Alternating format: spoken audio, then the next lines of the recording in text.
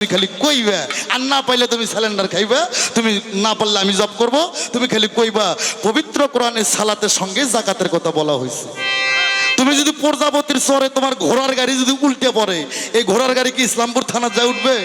এই বেটা, যে চরে তোমার গাড়ি সব উল্টে পড়ছো সেই জায়গায় তোমাকে উঠতে হবে। আমার প্রশ্ন, কোরআনে বলছে ওয়াকিমুস সালাত অতুল যাকাত, সালাতকে কায়েম করো, যাকাতকে প্রদান করো। মাওলানা সাহেব তুমি খালি কইবা যে সালাতের যাকাতটা কি? কয় কয় এই পাঁচ ওয়াক্ত নামাজের কথা কোরআনে কোথাও নাই। কোরআনে রয়েছে সালাতের কথা, আকিমুস সালাত অতুল যাকাত। তবে যাকাত তো এই জীবনে অনেক দিয়ে আসলা, তবে এই সালাতের যাকাতটা কি? আমার প্রশ্ন, এই পাঁচ ওয়াক্ত নামাজ ছোট বড় কেন হলো? কি বাবা সুন্দর করে জব করবো। এই পাঁচ ওয়াক্ত নামাজ ছোট বড় কেন হইল? এই যেমন ফজরের নামাজ 2 রাকাত ফরজ, আবার আসর জোহরের নামাজ 4 রাকাত ফরজ, আবার আসরের নামাজ হয়েছে গিয়ে 4 রাকাত ফরজ, মাগরিবের নামাজের বেলায় যা হয়েছে আবার 3 রাকাত। এই যে ছোট বড়টা উনি এইটাই ধরে বইছে যে তুমি তো নামাজ পড়ো, একজন পাক্কা হক্কানি আলেম, এই 5 ওয়াক্ত নামাজ ছোট বড় কি কারণে হইল এইটা একটু সুন্দর মতো বসাইবা। এই কোরআন ইয়ে কোন আছে না? এই মৌলভী সাহেব আছে। আল্লাহ কোরআনে বলছে ইয়াকুন, ইয়াকুন মানে সৃষ্টি হয়ে যাও। কোরআনে 2টা কোন আছে, একটা ইয়াকুন আর একটা ফাইয়াকুন। কোন মানে সৃষ্টি আর ফাইয়াকুন মানে একদিন ফানা হবে। আমার ভাইরা রে, আমার আল্লাহ যখন বললেন ইয়াকুন, প্রাত করে ডিমটা 2টে ভাগ হয়ে গেল। উপরকার খোসলাতে আসমান হয়ে গেল, নিচকার খোসলাতে জমিন হয়ে গেল। এই ডিমের মধ্যে থেকে আল্লাহ 10টা সিজ বাই করলো। 10টা সিজের থেকে আরশ করছি, লৌহ মাহফুজ, নহু কলম, এ কিন্তু দরপ্তের কাছে ইসরাফিল সিংহাসন, শরম নামের আয়না। 7টা বেহস্ত, 7টা দুজক আমার আল্লাহ পয়দা করলো। জোরে জোরে বলেন সুবহানাল্লাহ, সুবহানাল্লাহ। এখন বেহস্ত কয়টা? 8টা। মৌলভী সাহেবের কাছে আমি প্রশ্ন করলাম, আল্লাহ যখন পৃথিবী সৃষ্টি করছে গো, আল্লাহ 2 ভাগে ভাগ করছেন, আসমান জমিন, সাগর পাহাড়, ভালো মন্দ, আগুন পানি, নারী পুরুষ, দোজক বেহস্ত। একটা বেহস্ত আল্লাহ বানাই নাই, আপনাদের মতন একটা পাবলিক বানাইছিল গো। আল্লাহ ওরে ধাক্কা দিয়ে ফালাইয়া দিল, বেহস্তটা কাইটা নিল।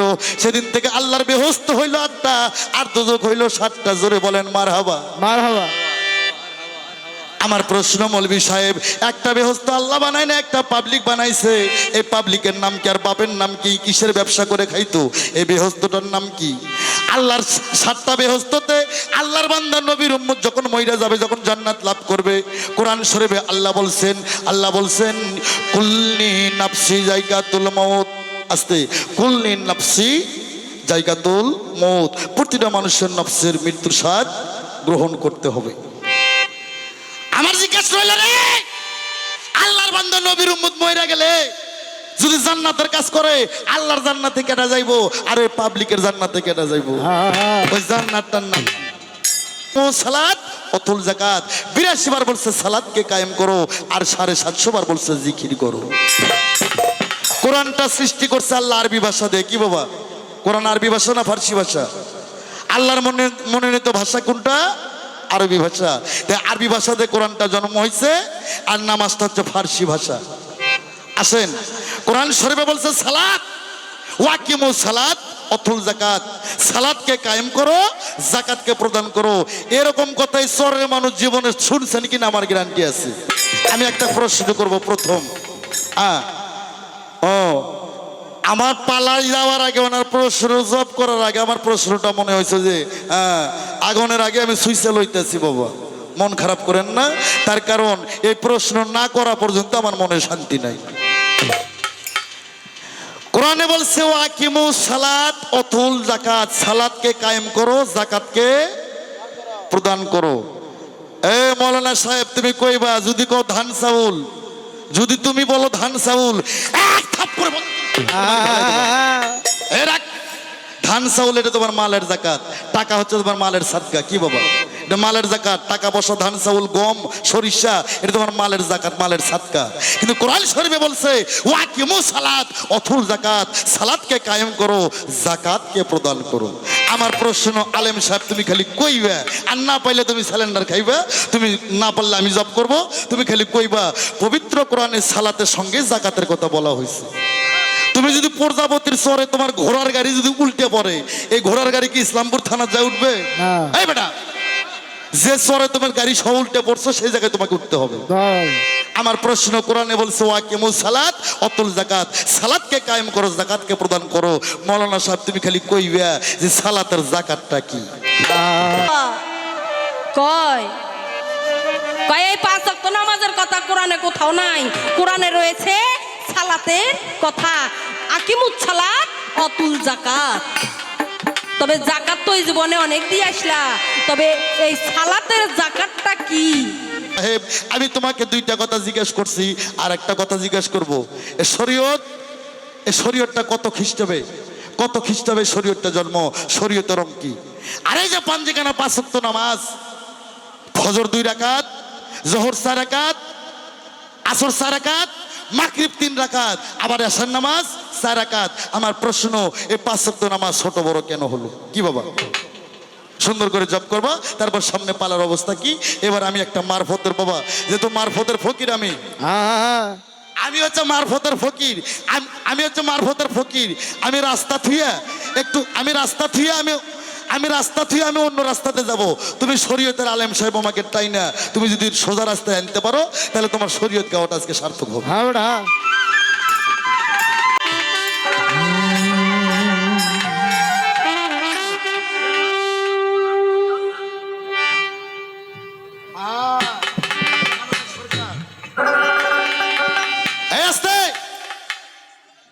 আল্লাহ পবিত্র কোরআনে বললেন আলিফ লাম মিম জালিকাল কিতাবুল লা রাইবা হুদাল লিল মুত্তাকিন। আসতে কোরআন শরীফের সূরা বাকারায় বললেন আসসালাতু মিরাজুল মুমিনিন। এ মিডিয়া সুন্দর করে ছাইরা দিবা, এটি তো 150 লোক 200 লোক রে, কয়টা লোক হচ্ছে? আপনাদের কাছে 4-5 হাজার লোক, আমার কাছে 2-300 লোক হয়। এটা অল পৃথিবী দেখবে। আয়াম আনোয়ার সরকার কোরআন শরীফে বলছে আসসালাতু মিরাজুল মুমিনিন। এই শহরের মধ্যে মুসলমান নাই? আসসালাতু মিরাজুল মুমিনিন, সালাতের মধ্যে মুমিনের মিরাজ হয়। আর সালাতের মধ্যে যদি তোমার মিরাজ না হয়, এগুলো ফাজলামি আনোয়ার সরকারের সামনে কেউ কইরো না। হাদিস দলিল চাইলে তোমাকে বড় বড় মিশিংয়ের নৌকো যে কয়টা আছে পাটু বনে, এই নৌকো ভইরা আনোয়ার সরকার দিতে পারে। আসসালাতু মিরাজুল মুমিনিন, সালাতের মধ্যে যদি তোমার মিরাজ না হয়, এটা তোমার ফাজলামি ছাড়া আর কিছু না। এ মাওলানা সাহেব, তুমি নামাজও পড়বা আবার সুদের টাকাও খাইবা না? নামাজও পড়ো, মানুষের সরের জমি 3-4 বিঘা মাইরে নিও। আরে নামাজও পড়ো, হ্যাঁ, আবার জমি বিয়া দখলে দখল দেও। নামাজও পড়ো, ইতিমের হক মাইরে খাইও। ওই শালাগো নামাজ কবুল হইব।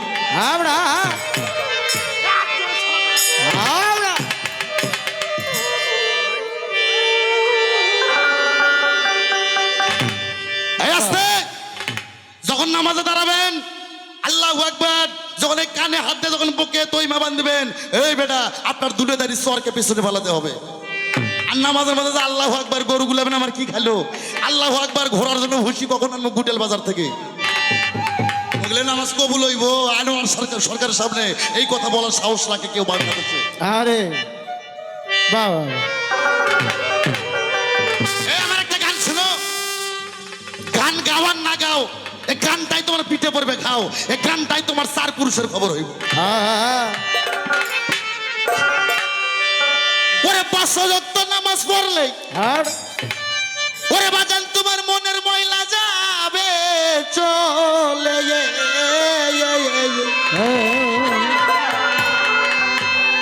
ওরে পীরের তালকে নিয়ে লফসা তালা মারো যদি পারো,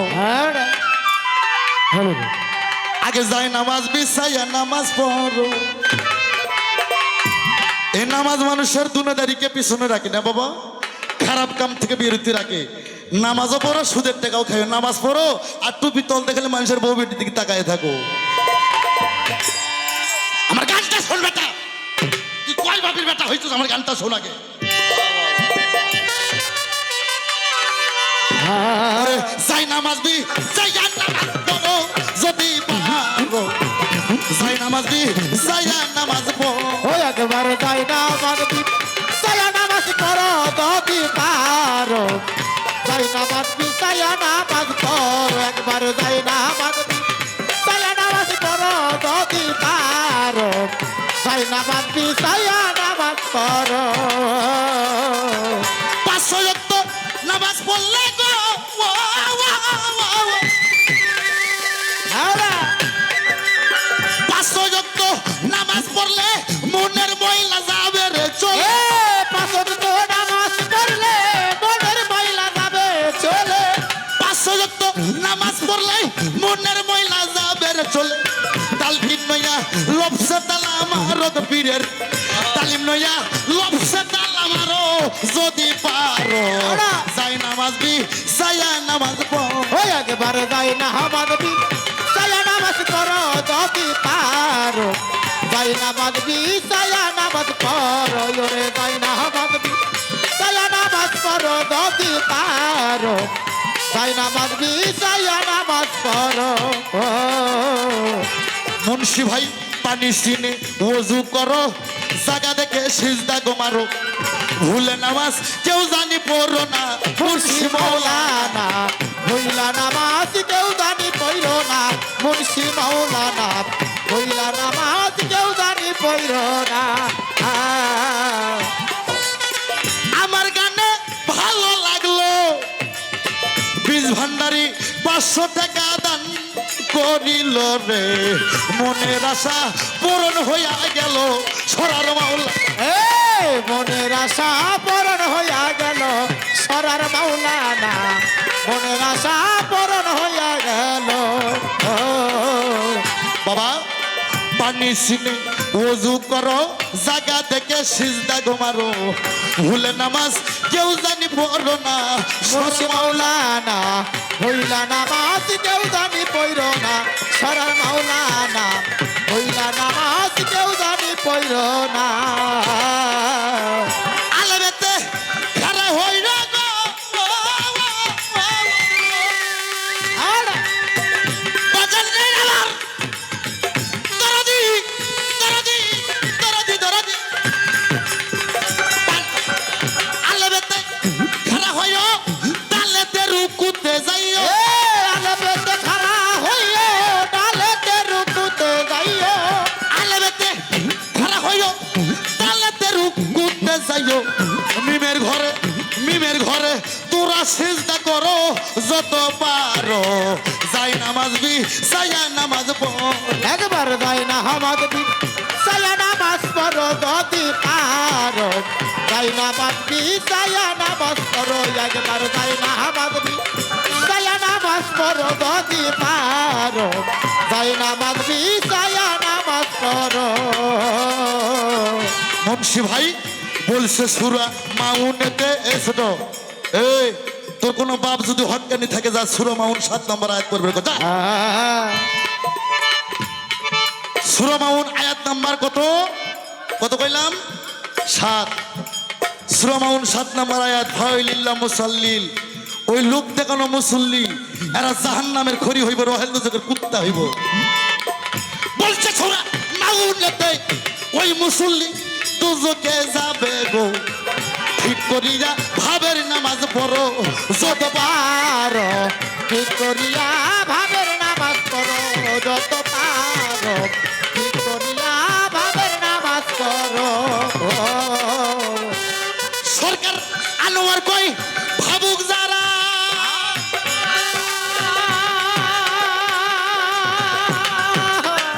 বাজার নেই আমার দরদি রসুন চান আমার ওরে সরকার আনোয়ার কই আশেক যারা পলকে তার নাম সারা এ আনোয়ার কয় আসে যারা বলো কে তার নামাজ সারা আনোয়ার কই ভাবুক যারা পলকে তার নাম সারা বোকা রুমি মসজিদে কি করো রে বাজান রুমি সরকার মসজিদে কি করো যদি পারো যাই নামাজ বি যাইয়া নামাজ পড়ো একবার যাই না হামাদ বি সায়া নামাজ পড়ো যদি পারো যাই নামাজ বিছায়া নামাজ পড়ো ওরে যাই নামাজ বিছায়া নামাজ পড়ো যদি পারো যাই নামাজ বিছায়া নামাজ পড়ো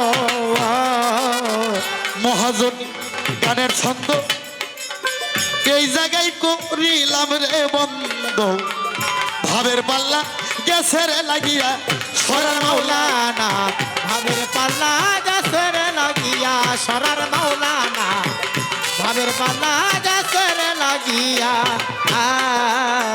ভাবের সাথে ভাব মিশায়ে গান গাইবা সত্তর মিলে এ ভাবের সাথে ভাব মিশাইয়ে গান গাইবা শব্দ মিলে ভাবের সাথে ভাব মিশায়ে গান গাইবা সত্য মিলে ইহার বেশি আর সামনে যাব না রে বাজান ইহার বেশি আর সামনে যাব না সরার মাওলানা যাই নামাজ বি সায়া নামাজ পড়ো একবার যাই না হামাদ বি সায়া নামাজ পড়ো যদি পারো যাই নামাজ বি সায়া নামাজ পড়ো একবার যাই না পাঁচ ওয়াক্ত নামাজ পড়লে মনের ময়লা যাবে রে দূরে এ পাঁচত্ব নামাজ পড়লে মনের ময়লা যাবে চলে পাঁচ ওয়াক্ত নামাজ পড়লেই মনের ময়লা যাবে চলে পীরের তালকিন নয়া লবসে তালা মারুর বাজান তালকিন নিয়া লবসে তালা মারো যদি পারো যাই নামাজ বি সাইয়া নামাজ পড়ো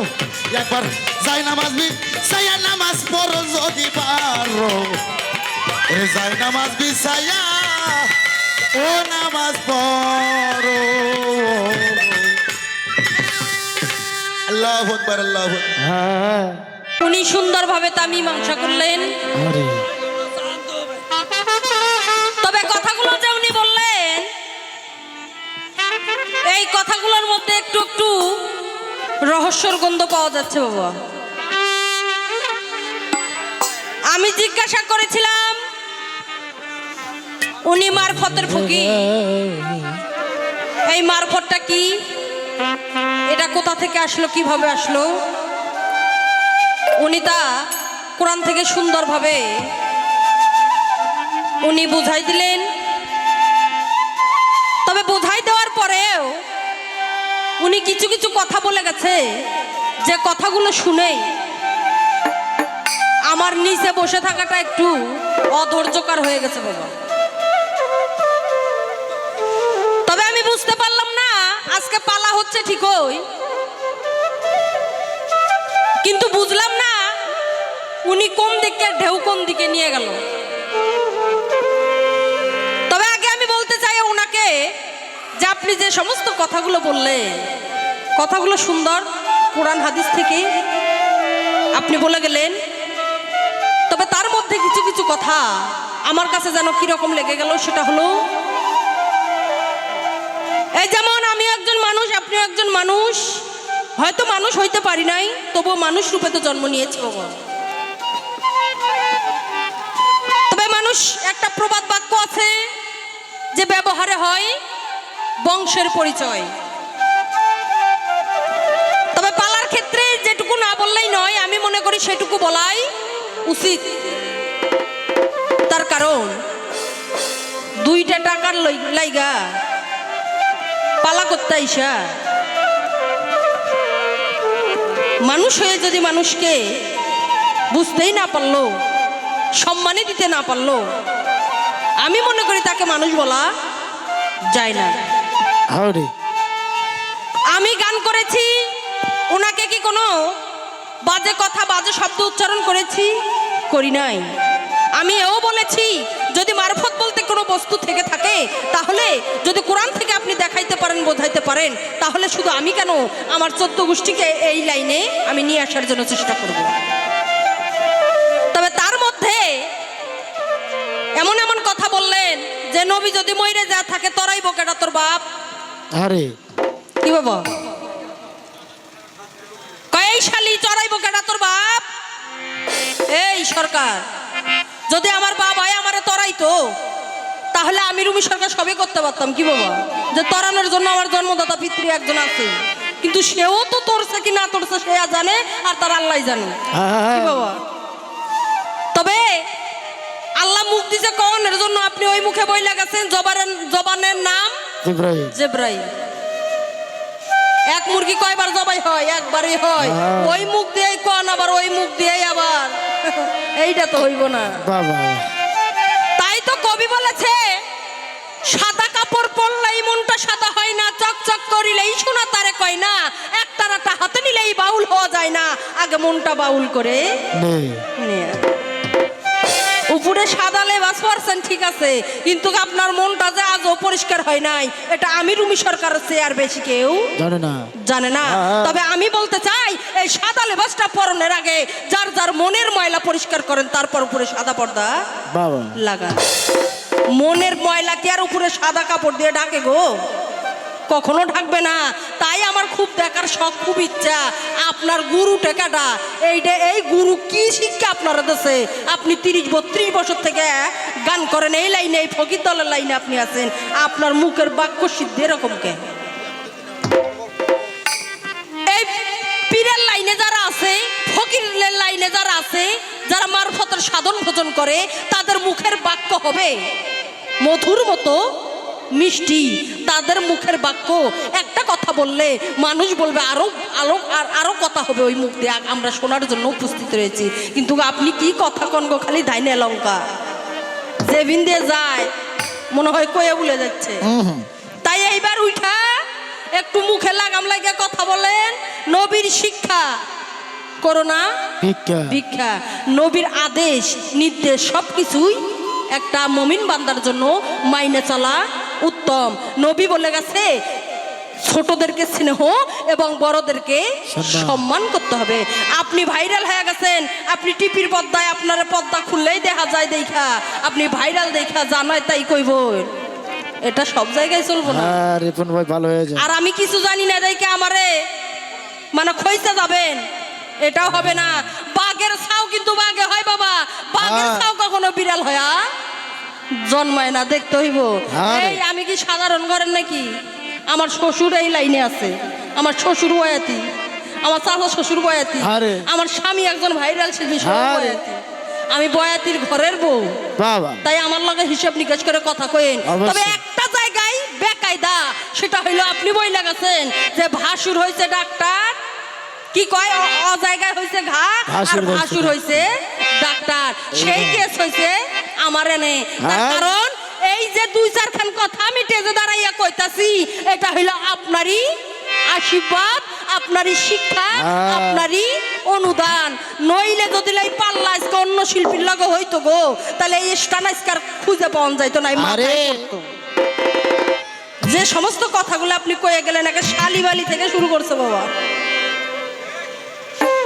তাই ভাষা, এই ভাষাটা এমন করে কথা বলতে হবে, আমার ভাষায় আমার কথাই যেন কারো মনে কখনো আঘাত না লাগে, সেইভাবে সেই ভদ্রতার সহিতে মানুষের সঙ্গে কথা বলতে হবে।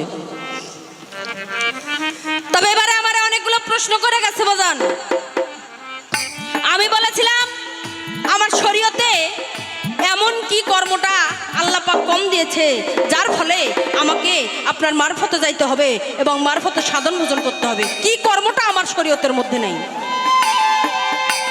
আর বলেছিলাম 5 ওয়াক্ত নামাজ, হজ, যাকাত, কালিমা এবং মাতা পিতার খেদমত করলেই আমি জান্নাতে যাইতে পারি। তাহলে আমার কিসের ঠেকা, কিসের অভাব আপনার মারফতে যাব? উনি এই জায়গায় ধইরা বইছে বাবা, কয় এই 5 ওয়াক্ত নামাজের কথা কোরআনে কোথাও নাই। কোরআনে রয়েছে সালাতের কথা, আকিমুস সালাত অতুল যাকাত। তবে যাকাত তো এই জীবনে অনেক দিয়ে আসলা, তবে এই সালাতের যাকাতটা কি? এইটা সালাতের সঙ্গে সালাতের বিছানায় সে যাকাতটা তোমারে প্রদান করতে হবে। যদি না পারো ওই সালাত পইরা তোমার কোনো লাভ হইব না। এই সালাতের যাকাতটা কি? এই সালাতের যাকাতটা হলো, যারা সালাত আদায় করে ওই সালাতের বিছানায় দাঁড়াইয়া যদি এই দুনিয়াদারিকে ত্যাগ করতে না পারে, তাহলে তার সালাত হবে না বাবা।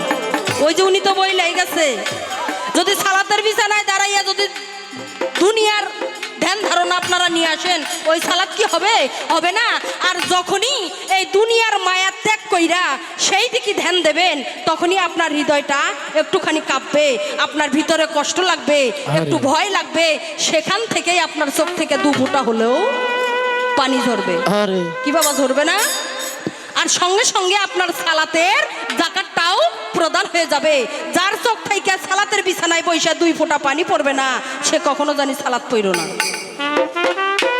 এটাই হলো সালাতের জাকাত।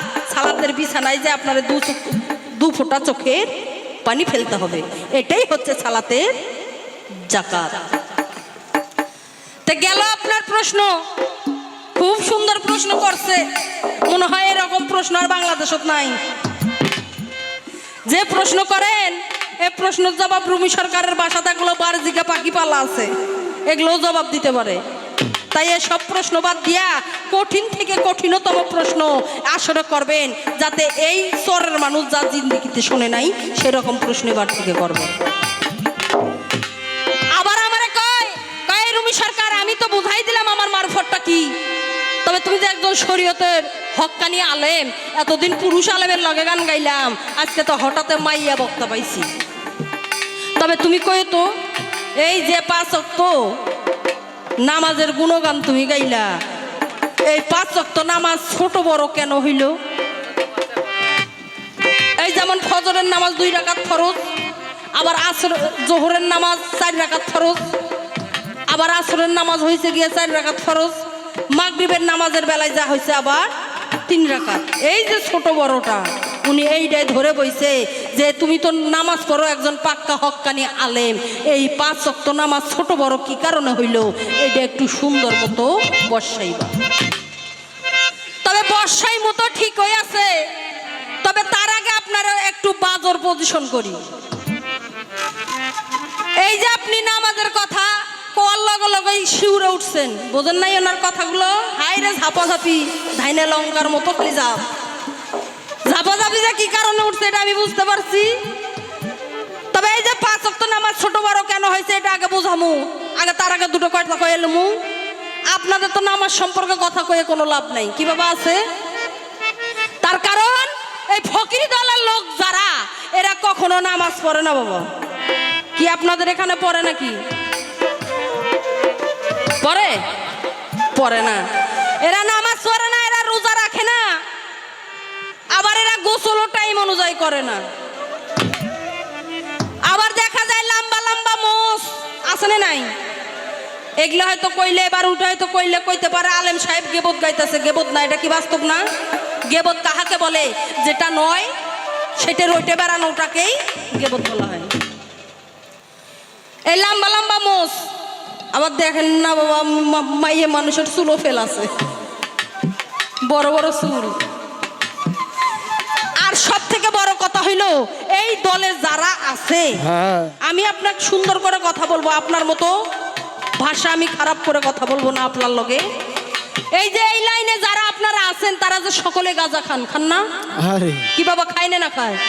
গাঁজা খাইতে খাইতে দেখবেন এরা মোষ পাইকা লাল করে ফেলাইছে, একে মোসর দিয়ে গেছে, ঠিক না বে ঠিক? আর দেখবেন মাজারে মাজারে ঘুইরা খালি হলদি মাখা পোলাও খাচ্ছে, খাইয়া পেটের মধ্যে ধরাচ্ছে গ্যাস, কোনো কিছু শিখতে পারে নাই, শুধু গ্যাস ধরাইছে। আর হাতে দেখবেন এনে থেকে দুনিয়ার বালা, গলায় 4-5 খান মালা, আর শালুক কাপড়ের ভেষ, কেউ লাল কাপড় পরছে, কেউ কালা কাপড় পরছে, কেউ সাদা লেবাস ধরছে। মানে লেবাসের কোনো শেষ নাই। এক কথায় যদি আমার কথা বিশ্বাস না হয়, ইউটিউব চালু করে দেখবেন, বাবার কোনো অভাব নেই, আছে দেখবেন তালা বাবা, সালা বাবা, আবার কি কয় সেকুল বাবা, আবার এখন একটা বাবা বাড়াছে বাবা হেডাম বাবা। ওই লোকের জিজ্ঞাসা করা হলো আপনার নাম হেডাম বাবা হলো কে? কয় আমি সকল বাবার বাবা। কয় বাংলাদেশে এত বাবা বাড়াইছে, এই বাবা গো ভিড়ের মধ্যে আমি আর কোনো নাম খুঁজে পাই নাই, তাই আমি হলো সকল বাবার বাবা, হেডাম বাবা। তবে এই রকম কিছু বাবা গো কারণেই তো শরীয়তের লোকেরা যদি, আলেমেরা যদি কিছু কথা কয়, এই পীর ফকিরা ঘরে লাগে। কথা কেন কইব? আমার যদি খাসলত ভালো হয়, আমার যদি চলাফেরা ভালো হয়, আমার যদি চরিত্র ভালো হয়, আমার এমন কোন বাপের বেটা আছে আমার এটা কথা কয়ে যাইব? আমি ঠিক, জগৎ ঠিক। তবে তোমাগর মধ্যেও কিছু কিছু আছে সেই রকম, সেই দলের, সেই ভণ্ড, এর ফলেই শরীয়তের লোকেরা এসব বলার সাহস করে, নইলে করতো না। তাই বলি আগে খাসলতটা ঠিক করেন, তারপরে কথা কয়েন। তবে বাবা যেগুলা বললাম এলা সত্যি না, এরা গাঁজা খায়। তবে আমি বলতে চাই আপনারা যে গাঁজা খান বেশ ভালো কথা, আরো খান, সমস্যা নাই, কিন্তু এইটা কি কোরআন মাইনা খান নে কোরআন না মাইনা খান? এটা কি গাঁজা খাওয়ার কথা কোরআনে কি কোনো জায়গায় আছে? যদি থাইকা থাকে আপনি বলবেন হ্যাঁ গাঁজা খাওয়ার কথা কোরআনে কোথাও আছে, সে আয়াতটা পেশ করবেন। যদি এইটা কোরআনে থাকে আমি কোনোদিন এই গাঁজার কথা গানের মঞ্চে কোনোদিন প্রচার করব না। আর যদি না থাকে তাহলে কেন খান, কোন বিধান মাইনা খান, কোন দলিল অনুযায়ী আপনারা খান, এইটা সুন্দর করে আমারে বলবেন। তাই সরকার বলি এই গাঁজাখোরের দলের হইয়া, এই ভণ্ডের দলের হইয়া এই রুমি সরকারের লগে পাল্লা করতে আইসো না। আমি মনে করব আপনিও তাহলে ওই দলেরই লোক। আমার কথা বুঝতে পারেননি বাবা? আমি কোরআন থেকে জব চাই, আমি মুখের কথা বিশ্বাস করি না। যদি থাকে কোরআন অনুযায়ী জব করবেন, আর যদি না থাকে তাহলে কেন আপনাদের দলের লোকেরা এসব সেবন করে? এইটা আজকের পর থেকে যেন না করে, এইটা আপনার দায়িত্ব থাকবে। আর উনি জিজ্ঞাসা করছে 5 ওয়াক্ত নামাজ, এই 5 ওয়াক্ত নামাজটা কেন ছোট বড় হইলো, এইটা আগে অবশ্যই দেই বাবা। এই ফজরের নামাজ 2 রাকাত ফরজ আদম নবীর উপর। আদম নবীর বাবাও ছিল না, মাও ছিল না, তাই আদমের 1 রাকাত, আমার আল্লাহর 1 রাকাত, এই 2 রাকাত ফরজ। আর জোহরের নামাজ 4 রাকাত ফরজ ইব্রাহিম নবীর উপর। ইব্রাহিম নবীর বাবাও ছিল, মাও ছিল, তাই বাবা মার 2 রাকাত, ইব্রাহিম নবীর 1 রাকাত, আমার আল্লাহর 1 রাকাত, এই 4 রাকাত। আবার আসরের নামাজ গিয়ে হয়েছে 4 রাকাত ফরজ। এই আসরের নামাজ 4 রাকাত ইউনুস নবীর উপর। ইউনুস নবীর বাবাও ছিল, মাও ছিল, তাই বাবা মার 2 রাকাত, ইউনুস নবীর 1 রাকাত, আমার আল্লাহর 1 রাকাত, এই 4 রাকাত। আবার মাগরিবের নামাজ 3 রাকাত ফরজ ঈসা নবীর উপর। ঈসা নবীর মা ছিল কিন্তু বাবা ছিল না, তাই ঈসা নবীর 1 রাকাত, ওনার মার 1 রাকাত, আমার আল্লাহর 1 রাকাত। আবার ঈশার নামাজ 4 রাকাত ফরজ মুসা নবীর উপর। মুসা নবীর বাবাও ছিল, মা ছিল, তাই বাবা মার 2 রাকাত, মুসা নবীর 1 রাকাত, আমার আল্লাহর 1 রাকাত। তাই এসব প্রশ্ন তো করতো না বাবা, কেন করছে? নামাজ সম্পর্কে যে কোনো ধারণা নাই, নামাজ যে পড়ে না তো করবোই তো এসব প্রশ্ন। আর একটা গান গাইলো, কয় 5 ওয়াক্ত নামাজ পড়লে মনের ময়লা যাবে দূরে, পীরের তালকিন লইয়া লফসে তালা মারো যদি পারো, যাই নামাজ বিছাইয়া নামাজ পড়ো। এই সরকার, এই ফকির, তুমি যদি নামাজই না পড়ো তাহলে তোমার মন থেকে তো ময়লা দূরই হইল না মিয়া। তোমার কিসের মারফত, কিসের শরীয়ত, তোমার কিসের হকিকত, কিসের তরিকত আছে? কিছু নাই। তাই তোমার দুনিয়ার পাপ কাম থেকে বিরত থাকার জন্য তোমাকে সালাত আদায় করতেই হবে। এই সেজদার গুনার কোনো মাপ আছে বাবা? কোনো মাপ নাই, তোমাকে সেজদা করতেই হবে। তাই একটু ভালো হন। আবার বলছে কি, কয় পানি চিনে অজু করো, জায়গা দেখে সেজদা মারো, ভুইলে নামাজ কেউ জানি পড়ো না, আলে বেতে খাড়া হও, দালেতে রুকুতে যাও, মিমের ঘরে তোরা সেজদা করো যত পারো।